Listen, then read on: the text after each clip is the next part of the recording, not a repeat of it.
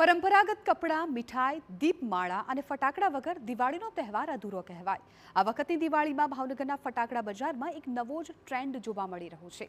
આ વર્ષે દિવાળી પર નવા ફટાકડાની વેરાયટી સામે આવી છે। અમેરિકી રાષ્ટ્રપતિ ડોનાલ્ડ ટ્રમ્પે ભારત પર નાખેલા ટેરિફનો ગુસ્સો ઉદ્યોગકારો ઉતારતા હોય તેમ બજારમાં ટ્રમ્પ બોમ્બની ભારે ડિમાન્ડ છે। ફટાકડા બજારમાં ટ્રમ્પ બોમ્બ નામનો ફટાકડો ધૂમ મચાવી રહ્યો છે।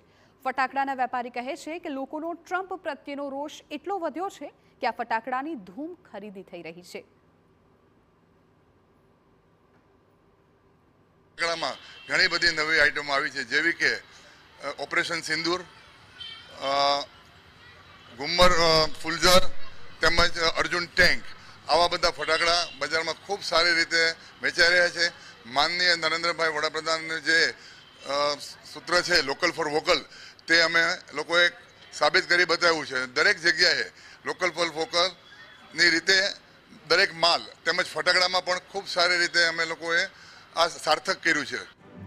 તો બીજી તરફ ફટાકડા બજારમાં લોકલ ફોર વોકલ અને સ્વદેશી વસ્તુઓની ધૂમ છે।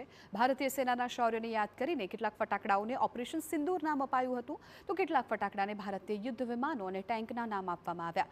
આ વર્ષે પાણીમાં ફૂટતા બોમ્બથી લઈને રંગબેરંગી આકાશી ફટાકડાઓમાં 100થી વધારે વેરાયટી આવી છે। નવા પ્રકારના ફટાકડાઓને કારણે વેચાણમાં જબરદસ્ત વધારો થયો છે।